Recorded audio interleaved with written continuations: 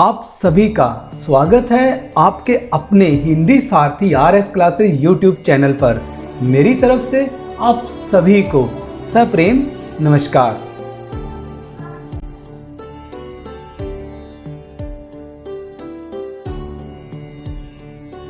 हमारा आज का अध्याय है अवधपुरी में राम। यह पाठ कक्षा 6 की हिंदी पुस्तक बाल राम कथा से लिया गया है। रामायण जिसके रचयिता महर्षि वाल्मीकि जी हैं, उसका एक संक्षिप्त रूप हमारी कक्षा 6 में सम्मिलित किया गया है। उस पुस्तक का नाम है बाल राम कथा, जिसके पहले अध्याय का अध्ययन हम करेंगे। बाल राम कथा में पहले अध्याय का अध्ययन अब हम करेंगे, जिसका नाम है अवधपुरी में राम।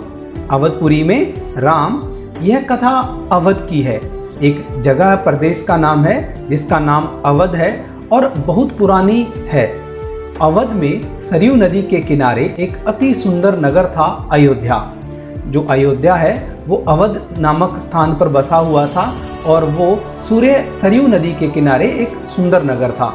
सही अर्थों में दर्शनीय, देखने लायक, अर्थात वो देखने में बहुत ज़्यादा सुंदर था। भव्यता जैसे उसका दूसरा नाम हो। अयोध्या में केवल राजमहल भव्य नहीं था, उसकी एक एक इमारत आलीशान थी। अर्थात जो राजाओं के बड़े बड़े महल होते हैं वो तो सुंदर थे ही, और जो दूसरे भवन थे जिसमें आम साधारण लोग रहा करते थे, उनके घर भी आलीशान बहुत सुंदर थे। आम लोगों के घर भव्य थे। सड़कें चौड़ी थीं, सुंदर बाग बगीचे, पानी से लबालब भरे सरोवर। वहाँ पर जो बाग बगीचे थे बहुत सुंदर थे और वहाँ के सरोवर हमेशा पानी से लबालब भरे रहते थे। बहुत पानी वहाँ पर रहता था। खेतों में लहराती हरियाली, हवा में हिलती फसलें सरयू की लहरों के साथ खेलती थीं। अयोध्या हर तरह से संपन्न नगरी थी। अब वहाँ पर बहुत ज़्यादा पानी था तो वहाँ पर फसलें भी बहुत ज़्यादा हुआ करती थी, और अगर फसलें बहुत ज़्यादा हैं तो वहाँ पर जो लोग हैं वो हर तरह से संपन्न थे। हर तरह के सुख उनके पास थे। सभी सुखी, सब समृद्ध, यानी कि सब वहाँ पे रहने वाले अमीर थे। उनके पास धन दौलत बहुत ज़्यादा मात्रा में थी। दुख और विपन्नता को अयोध्या का पता नहीं मालूम था, या उन्हें नगर की सीमा में प्रवेश की अनुमति नहीं थी। पूरा नगर विलक्षण था, अद्भुत और मनोरम। वहाँ पर जो रहने वाले लोग थे उनको पता ही नहीं था कि गरीबी क्या होती है।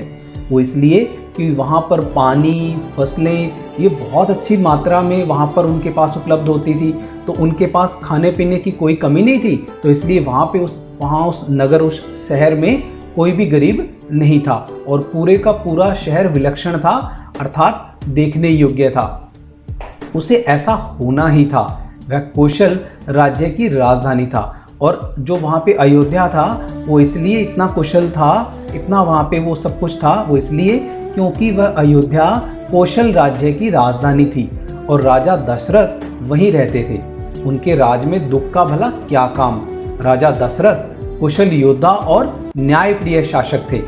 एक तो राजा जो दशरथ थे वो बहुत कुशल योद्धा थे, और दूसरी तरफ वो न्यायप्रिय, यानी कि न्याय को पसंद करने वाले राजा थे। महाराज अज के पुत्र, महाराज रघु के वंशज। वो महाराज रघु के वंशज थे और महाराज अज के पुत्र थे। रघुकुल के उत्तराधिकारी। रघुकुल की रीति नीति का प्रभाव हर जगह दिखाई देता था। वो रघुकुल के उत्तराधिकारी थे, और जो रघुकुल की रीति नीति क्या थी कि प्राण जाए पर वचन न जाए। वो जो कहते थे वो करते भी थे, और सुख समृद्धि से लेकर बात व्यवहार तक लोग मर्यादाओं का पालन करते थे। सदाचारी थे। पवित्रता और शांति हर जगह थी, नगर में भी और लोगों के मन में भी। अब जहाँ पे राजा इतना अच्छा है, वो अपने वचन पर खरा उतरता है, अपनी बात को पूरी करता है, तो वहाँ के जो लोग थे, अब कहते हैं ना कि जैसा राजा वैसी प्रजा। अब राजा अपनी मर्यादाओं का पालन करता है तो वहाँ के रहने वाले लोग, वहाँ की प्रजा भी करती थी, और सबके सब सदाचारी थे, और वहाँ पे बहुत ज़्यादा पवित्रता और शांति थी, लोगों के मन में भी और नगर में भी, यानी कि लोग हर प्रकार से खुश थे।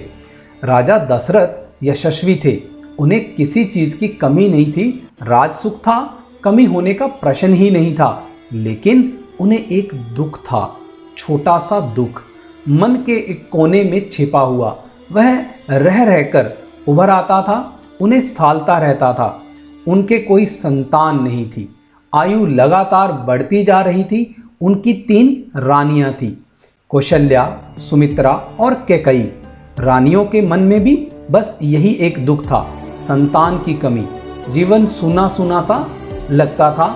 राजा दशरथ से रानियों की बातचीत प्राय इसी विषय पर आकर रुक जाती थी। राजा दशरथ की चिंता बढ़ती जा रही थी। राजा दशरथ काफ़ी यशस्वी थे, लेकिन उन्हें एक चीज़ की कमी थी। कमी क्या, किस बात की थी? कि उनकी संतान नहीं थी।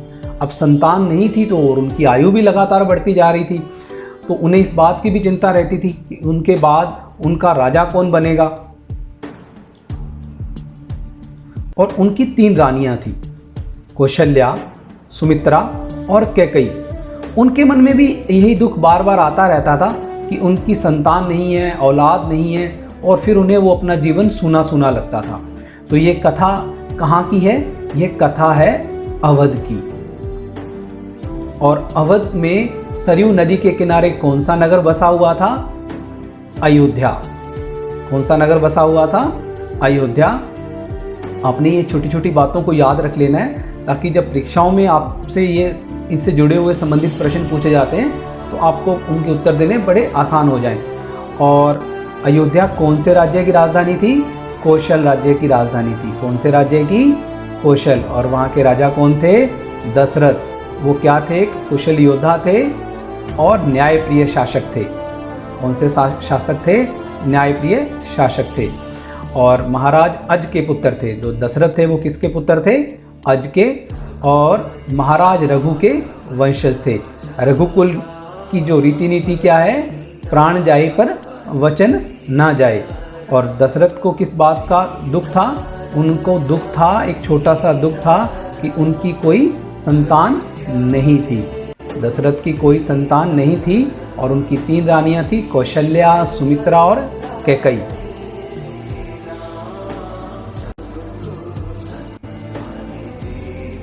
बहुत सोच विचार कर महाराज दशरथ ने इस संबंध में वशिष्ठ मुनि से चर्चा की। उन्हें पूरी बात विस्तार से बताई। रघुकुल के अगले उत्तराधिकारी के बारे में अपनी चिंता बताई। अब जो दशरथ जी थे उन्होंने बहुत सोच विचार करने के बाद सारी बात वशिष्ठ मुनि से बात की कि भाई रघुकुल का अगला राजा कौन होगा, उत्तराधिकारी कौन होगा। तो ये सारी अपनी चिंता की बात उन्होंने अपने जो उनके आचार्य, उनके गुरु जो वशिष्ठ मुनि थे उनसे बात की। मुनि वशिष्ठ राजा दशरथ की चिंता समझते थे। उन्होंने दशरथ को यज्ञ करने की सलाह दी, पुत्रेष्टि यज्ञ। महर्षि ने कहा, आप पुत्रेष्टि यज्ञ करें महाराज, आपकी इच्छा अवश्य पूरी होगी। तो वशिष्ठ मुनि ने राजा दशरथ की बात समझकर, उनकी चिंता को समझकर उन्होंने एक यज्ञ करने की सलाह दी, जिससे उन्हें पुत्र की प्राप्ति होगी और उनकी इच्छा पूरी हो जाएगी।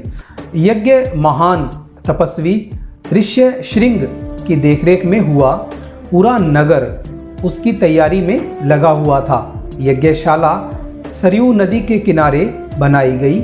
यज्ञ में अनेक राजाओं को निमंत्रित किया गया। तमाम ऋषि मुनि पधारे। शंख ध्वनि और मंत्रोच्चार के बीच एक एक करके सबने आहुति डाली। अंतिम आहुति राजा दशरथ की थी। तो जब वशिष्ठ मुनि ने एक यज्ञ करने की बात की तो महान तपस्वी जो ऋष्यशृंग थे उनकी देखरेख में यज्ञ की शुरुआत हुई और पूरा नगर, पूरा शहर राजा के साथ तैयारी में लगा हुआ था। और जो यज्ञशाला थी वो सरयू नदी के किनारे बनाई गई थी और बहुत सारे अनेक राजाओं को भी वहाँ पे उनको बुलाया गया था और सभी ऋषि मुनि वहाँ पर पधारे हुए थे। जो शंख ध्वनि है उसके उच्चारण के साथ साथ और मंत्रों का उच्चारण करते हुए सबने अपनी अपनी आहुतियाँ यज्ञ में डाली और अंतिम आहुति राजा दशरथ ने डाली थी। यज्ञ पूरा हुआ।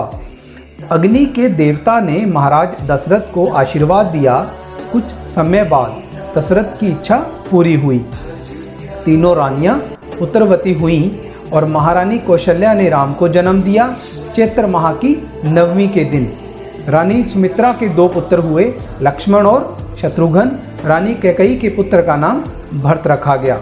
जब यज्ञ पूरा हुआ तो वहाँ पर अग्नि देवता प्रकट हो गए और उन्हें महाराज दशरथ को आशीर्वाद दिया, और उस आशीर्वाद के बाद दशरथ की इच्छा जल्दी ही पूरी हो गई। उनके यहाँ पे 3 पुत्रों ने जन्म लिया। महारानी कौशल्या ने राम को जन्म दिया, जिनका जन्म हुआ था चैत्र मास की नवमी के दिन, और रानी सुमित्रा के 2 पुत्र हुए, लक्ष्मण और शत्रुघ्न, और रानी कैकेयी के पुत्र का नाम भरत था। राजमहल में खुशी छा गई। नगर में बधाइयाँ बजने लगी, मंगल गीत गाए गए, हर ओर खुशी, उत्सव जैसा दृश्य। राजा दशरथ प्रसन्न थे, उनकी मनोकामना पूरी हुई। प्रजा प्रसन्न थी कि दशरथ की चिंता दूर हुई।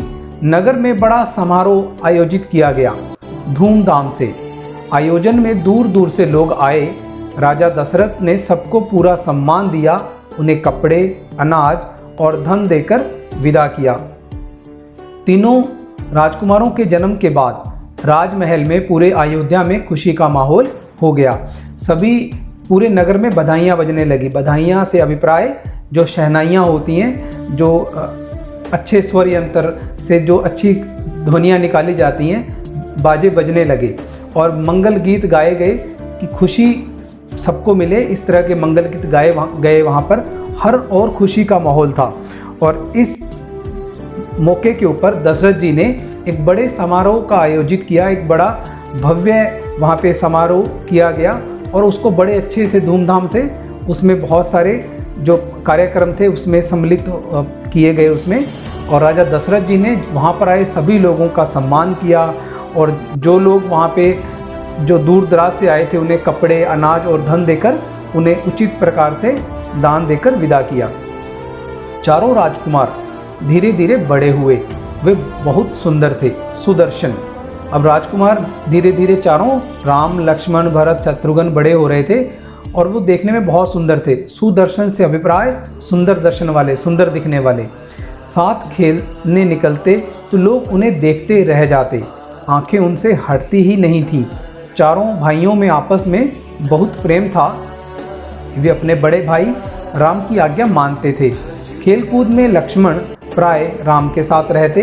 भरत और शत्रुघ्न की एक अलग जोड़ी थी, दोनों की 2-2 जोड़ियां बन गई थी। राम लक्ष्मण के साथ खेलते थे और भरत शत्रुघ्न के साथ, और वो चारों भाई आपस में बहुत प्रेम से रहते थे। और सब तीनों भाई लक्ष्मण, शत्रुघ्न और भरत अपने बड़े भाई राम की हर बात का उनका कहना मानते थे, उनकी आज्ञा का पालन करते थे। और बड़े होने पर राजकुमारों को शिक्षा दीक्षा के लिए भेजा गया। उन्होंने कुशल और अपनी विद्या में दक्ष गुरुजनों से ज्ञान अर्जित किया, शास्त्रों का अध्ययन किया, शस्त्र विद्या सीखी। चारों राजकुमार कुशाग्र बुद्धि थे, जल्द ही सब विद्याओं में पारंगत हो गए। राम इसमें सर्वोपरि थे। उनमें कई अन्य गुण भी थे, विवेक, शालीनता और न्यायप्रियता। राजा दशरथ को राम सबसे अधिक प्रिय थे, ज्येष्ठ पुत्र होने के कारण और इन मानवीय गुणों के कारण भी। अब जब वो बड़े हो गए तो उन्हें शिक्षा दीक्षा के लिए, पढ़ने के लिए जो ऋषि मुनि थे उनके पास उनको भेज दिया गया। और उन्हें बहुत कुशलता के साथ उनकी जो विद्या उनके गुरुजनों ने उनको प्रदान की। शास्त्रों, पुस्तकों का अध्ययन भी उन्होंने किया, और शस्त्र विद्या, हथियार चलाना, तीर कमान, तलवार आदि चलाना भी उन्होंने बड़े अच्छे ढंग से सीखे। चारों राजकुमार थे वो कुशाग्र बुद्धि के थे, यानी कि बुद्धिमान थे, किसी बात को बहुत जल्दी से सीख लेते थे। और वो जल्दी सारी विद्याओं में पारंगत हो गए, मतलब उन सारी विद्याओं को उन्होंने बहुत जल्दी सीख लिया। और चारों भाइयों में जो राम थे वो सर्वोपरि थे, सर्वश्रेष्ठ थे, किसी भी बात को बहुत जल्दी सीख लेते थे। और जो सबसे बड़ी बात थी वो बहुत विवेकी थे, बहुत सोच समझ के किसी कार्य को किया करते थे, और उनमें शालीनता थी, दिखावा नहीं किया करते थे। और सबसे बड़ी बात, वो न्यायप्रिय थे। और राजा दशरथ को राम सबसे अधिक प्रिय थे। एक तो वो सबसे उनके ज्येष्ठ पुत्र थे, सबसे बड़े, और सबसे बड़ी बात वो विवेक, शालीनता और न्यायप्रियता को पसंद करने वाले थे। इन मानवीय गुणों के कारण भी राजा दशरथ राम से बहुत अधिक प्यार करते थे।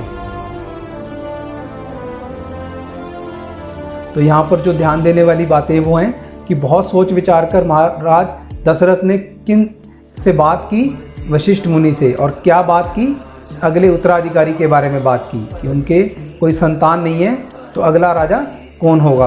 तो जो वशिष्ठ मुनि थे उन्होंने उत्तरेष्टि यज्ञ करने की सलाह महाराज दशरथ को दी, और जो महान तपस्वी थे ऋष्यशृंग, उनकी देखरेख में यज्ञ प्रारंभ हुआ, और जो यज्ञशाला थी वो सरयू नदी के किनारे स्थापित की गई।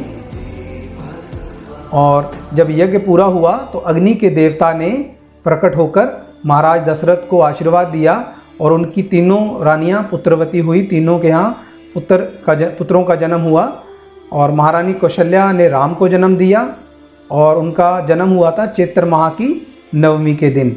रानी सुमित्रा के 2 पुत्र थे, लक्ष्मण और शत्रुघ्न, और रानी कैकेयी के पुत्र का नाम था वो भरत था। और जब उनका जन्म हो गया था तो नगर में बहुत बड़ा समारोह आयोजित किया महाराज दशरथ जी ने। और उसके बाद जब आपस में खेलते थे तो उन चारों में आपस में प्रेम था, और वो अपने बड़े भाई राम की आज्ञा का पालन करते थे, उनका कहना मानते थे। और जब बड़े हो गए तो उन्हें शिक्षा दीक्षा के लिए भेजा गया, और उन्होंने शास्त्रों का अध्ययन भी किया और शस्त्र विद्या भी सीखी। और इन सब में जो राम थे वो सर्वश्रेष्ठ थे, उनमें विवेक, शालीनता और न्यायप्रियता आदि बहुत अच्छे गुण उनमें शामिल थे, इसीलिए राजा दशरथ उनसे बहुत प्यार करते थे। और जो राम थे उनके ज्येष्ठ पुत्र भी थे, इस कारण से भी उन्हें बहुत प्यार अपने पिता से प्राप्त होता था।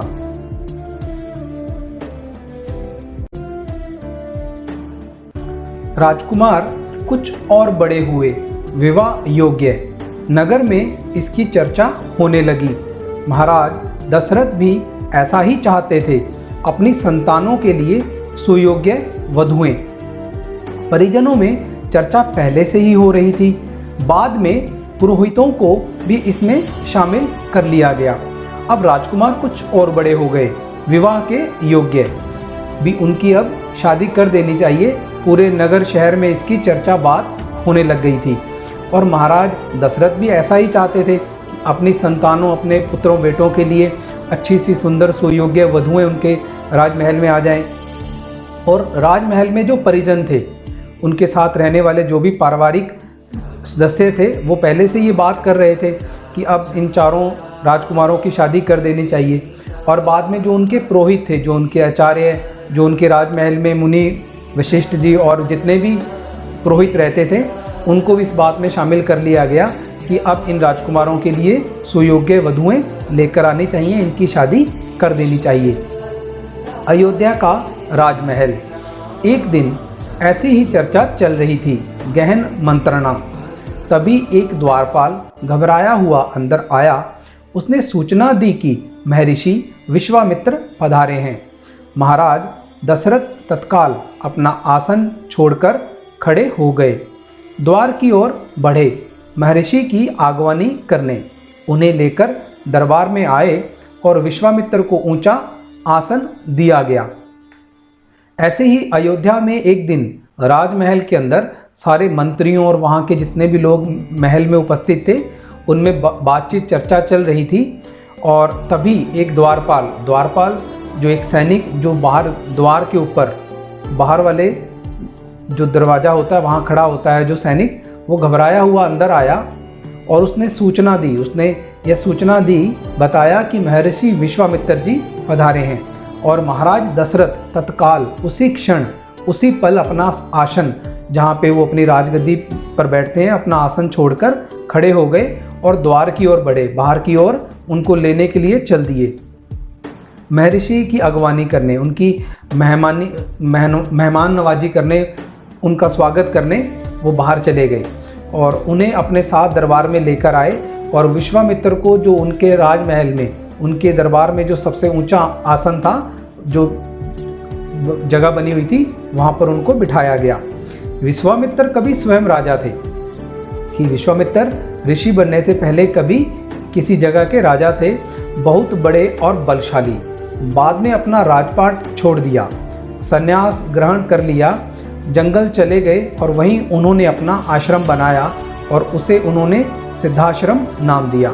कि विश्वामित्र पहले कभी राजा हुआ करते थे, बहुत बड़े और शक्तिशाली, और बाद में अपना राजपाट मतलब उन्होंने राजा से एक सन्यास ऋषि मुनि बन गए। वो उन्होंने सन्यास ग्रहण कर लिया और जंगल में रहकर तपस्या करने लग गए और जंगल में अपना एक आश्रम बनाया जिसका नाम उन्होंने सिद्धाश्रम रखा।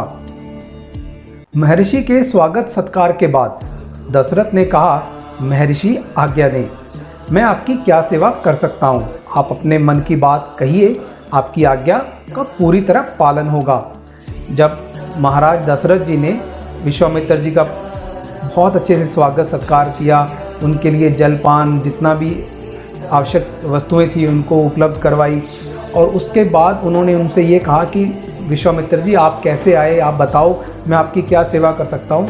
मैं पूरे मन से आपकी आज्ञा का पालन करने की तरह आपकी आज्ञा का पालन करूँगा, मैं वचनबद्ध हूँ।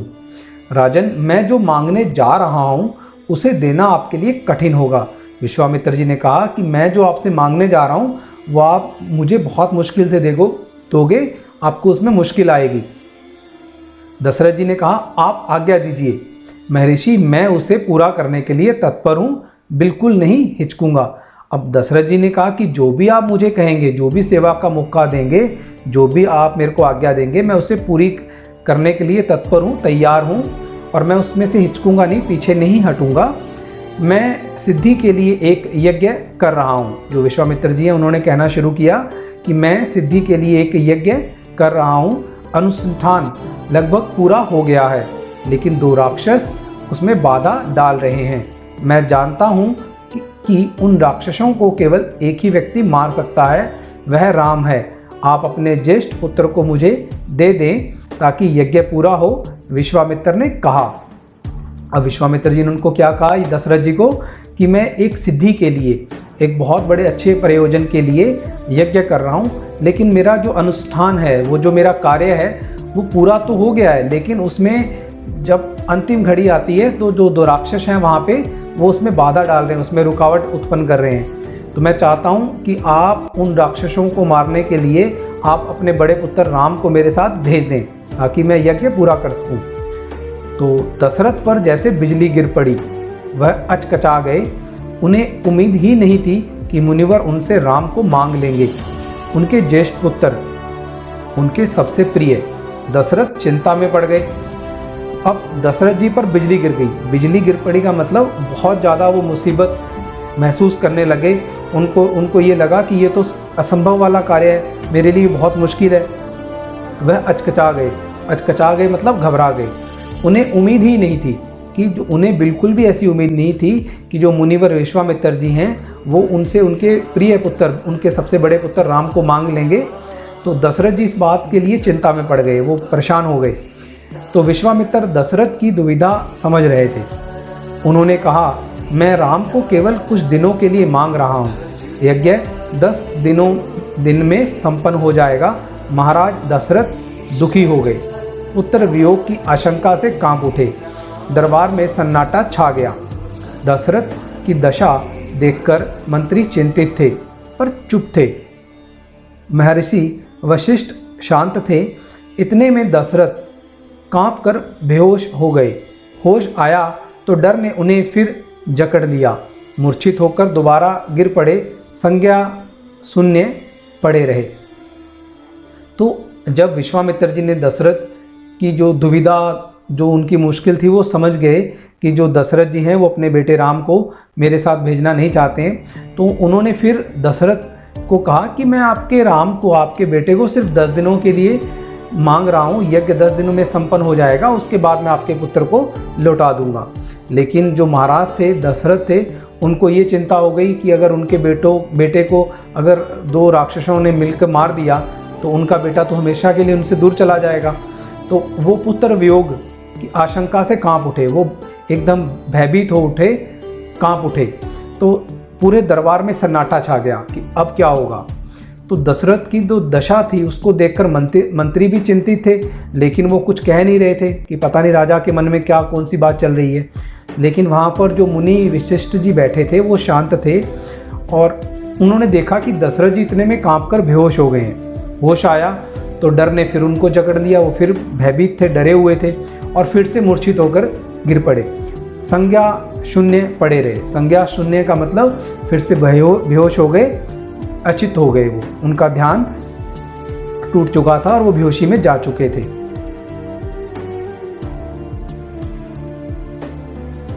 तो अब राम और चारों राजकुमार बड़े हुए तो उनकी विवाह की बात राजमहल में और महाराज दशरथ आदि पुरोहित के बीच में होने लग गई।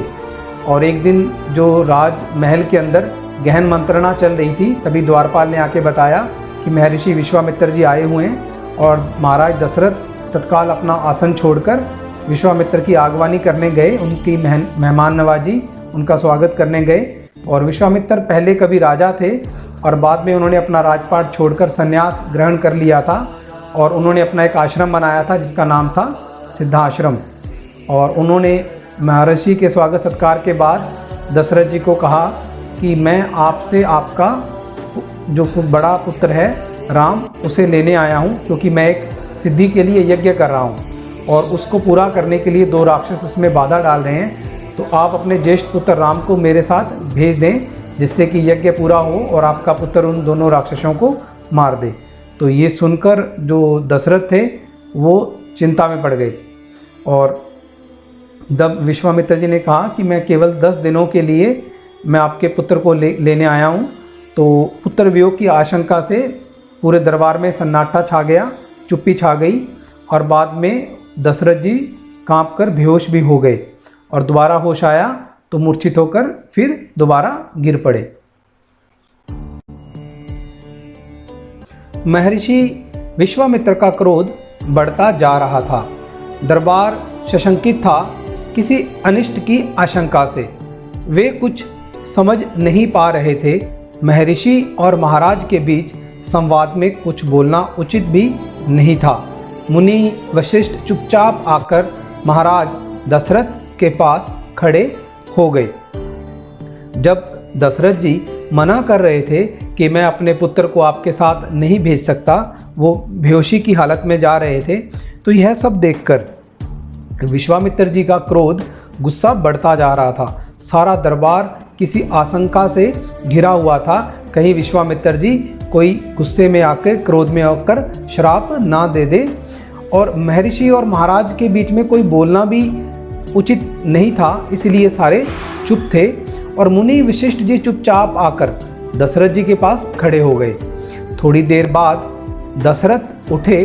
स्वयं को संभालते हुए उन्होंने महर्षि से विनती की, महामुनि, मेरा राम तो अभी 16 वर्ष का भी नहीं हुआ है। वह राक्षसों से कैसे लड़ेगा? राक्षस मायावी हैं, वह उनका छल कपट कैसे समझेगा? उन्हें कैसे मारेगा? इससे अच्छा तो यही होगा कि आप मेरी सेना ले जाएं, मैं स्वयं आपके साथ चलूं, राक्षसों से युद्ध करूं।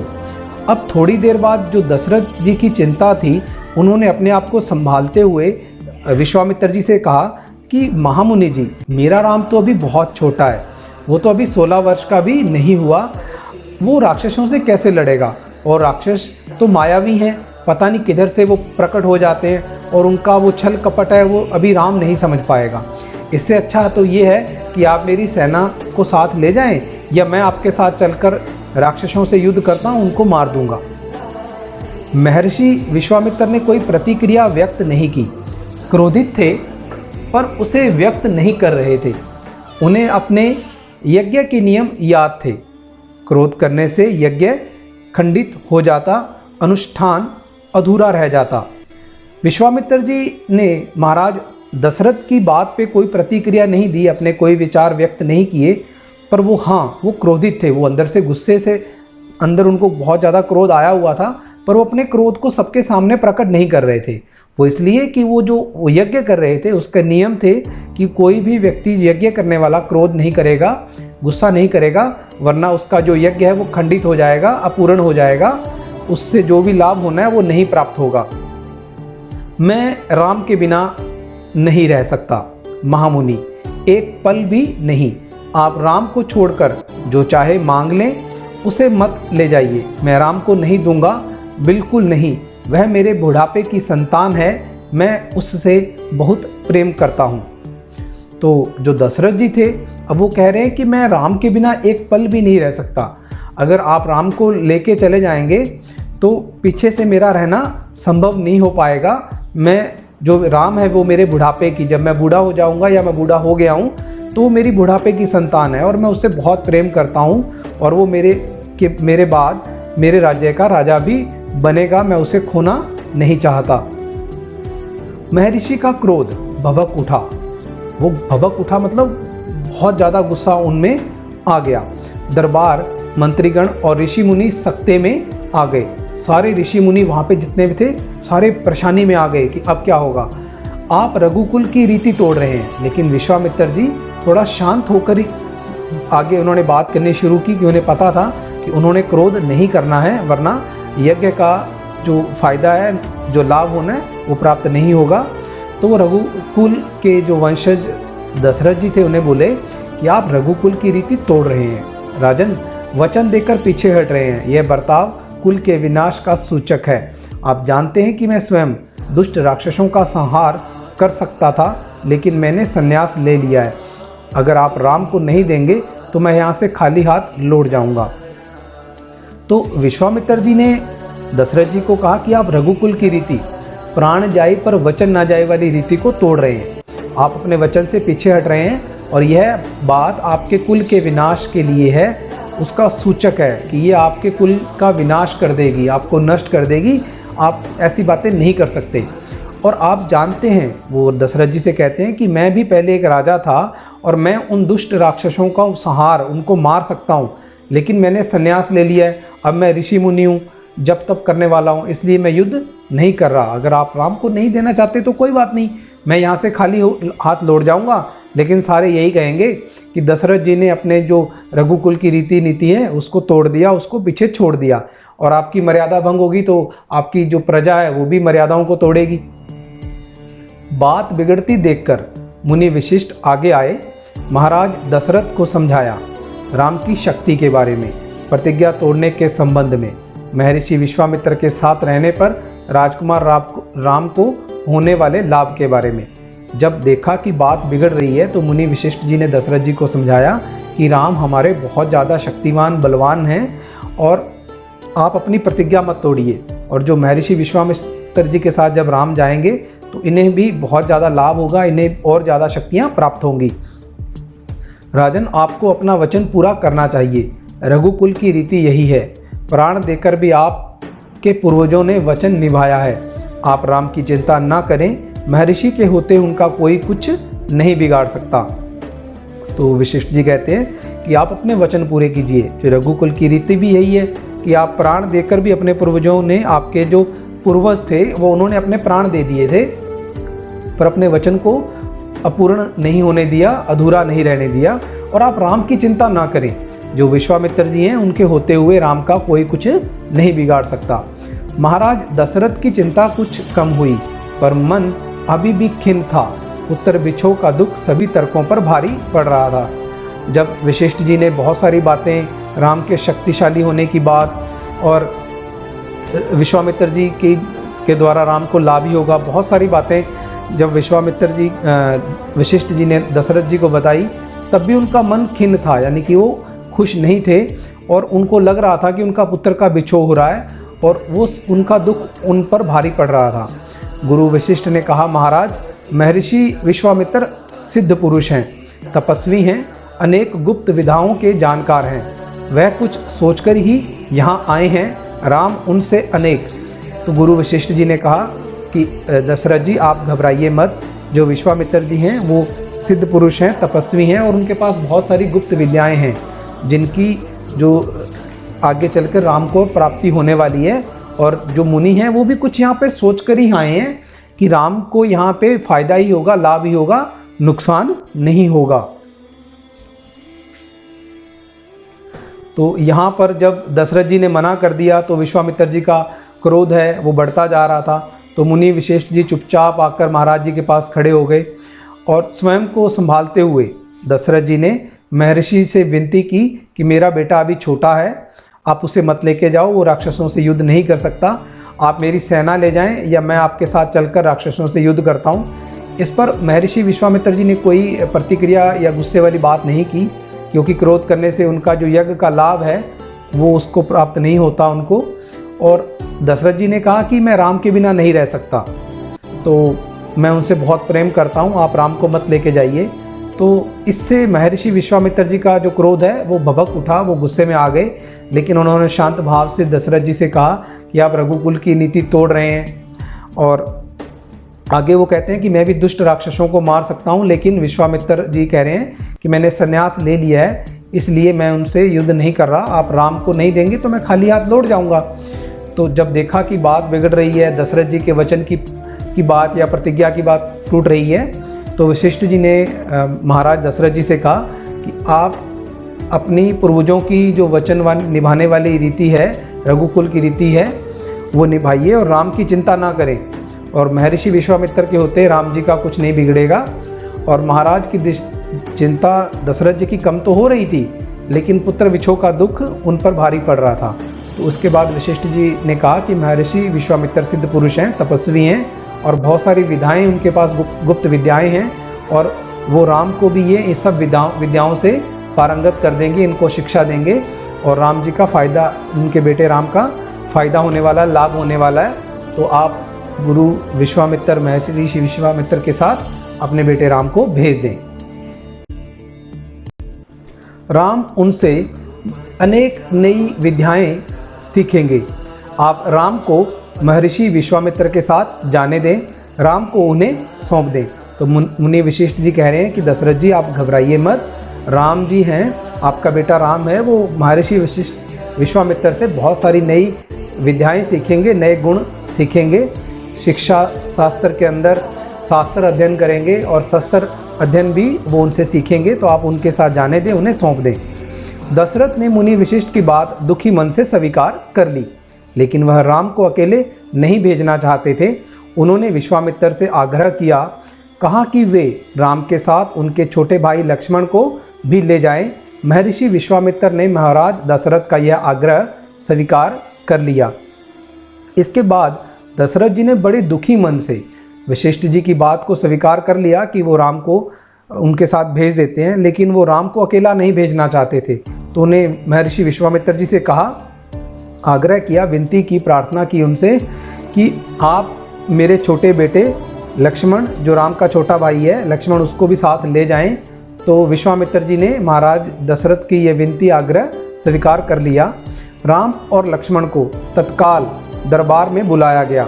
उसी क्षण उसके बाद जो दरबार में उन दोनों भाइयों को बुला लिया गया, महाराज दशरथ ने उन्हें अपने निर्णय की सूचना दी। दोनों भाइयों ने उसे सहर्ष स्वीकार कर लिया, सिर झुकाकर आदर सहित।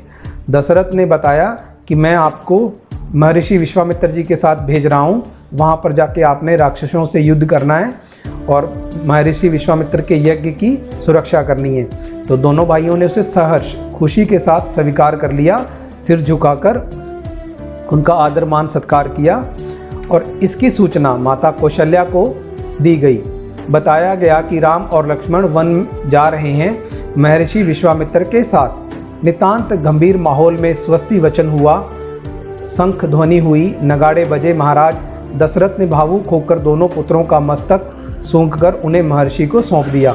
इसकी सूचना माता कौशल्या, राम की माता कौशल्या को भी दी गई और उन्हें ये कहा गया कि राम और लक्ष्मण वन जा रहे हैं। तो बड़े ही नितांत गंभीर माहौल में, एक गमगीन माहौल में स्वस्ति वचन हुआ। स्वस्ति वचन जिसमें अपनी संतान या अपने परिवार के सदस्यों के लिए उनकी अच्छे स्वास्थ्य और जो भी वो कार्य करने जा रहे हैं वो कार्य पूरा हो, मंगल की भावना से वो कार्य पूरा हो, तो स्वस्ति वचन उनके लिए किया जाता है। तो उन्हें स्वस्थ रहने का आशीर्वाद, युद्ध में विजयी होने का आशीर्वाद देकर और शंख ध्वनि करते हुए महाराज दशरथ ने भावुक होकर दोनों पुत्रों को, मतलब उनके माथे को चूमकर, उनको सूंघकर और महर्षि को सौंप दिया। दोनों राजकुमार बिना विलंब किए, मतलब दोनों राजकुमार बिना देर किए महर्षि के साथ चल पड़े बीहड़ और भयानक जंगलों की ओर। विश्वामित्र आगे आगे चल रहे थे, राम उनके पीछे थे। लक्ष्मण राम से 2 कदम पीछे अपने धनुष संभाले हुए पीठ पर तुनीर बांधे, कमर में तलवारें लटकाए। तो दोनों राजकुमार बिना देरी किए महर्षि के साथ जंगलों की ओर चल पड़े। आगे आगे विश्वामित्र जी चल रहे थे, फिर राम और पीछे लक्ष्मण। दोनों भाइयों ने अपनी पीठ पे तुनीर बांधे हुए थे जिनमें तीर रखे जाते हैं, और धनुष उन्होंने अपने कंधों पे संभाले हुए थे और कमर में तलवारें लटकाई हुई थी, और विश्वामित्र जी के पीछे पीछे वो चल रहे थे।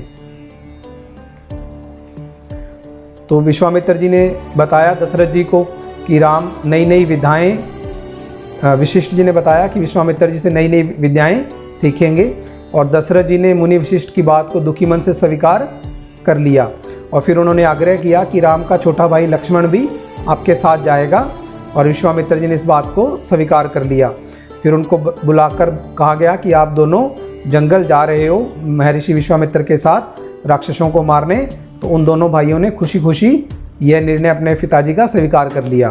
फिर इसकी सूचना उनकी माताजी को दी गई, और फिर वो दोनों भाई राम और लक्ष्मण जंगल की ओर जा रहे हैं। तो फिर स्वस्ति वचन करते हुए शंख ध्वनि हुई और नगाड़े बजे, और महाराज दशरथ ने दोनों पुत्रों का मस्तक सूंघकर उन्हें महर्षि को सौंप दिया, और दोनों भाई भयानक जंगलों की ओर चल पड़े। सबसे पहले विश्वामित्र जी, फिर उनके पीछे राम और उनके पीछे लक्ष्मण अपने धनुष पीठ पर तुनीर बांधे और कमर में तलवार लटकाए चल दिए।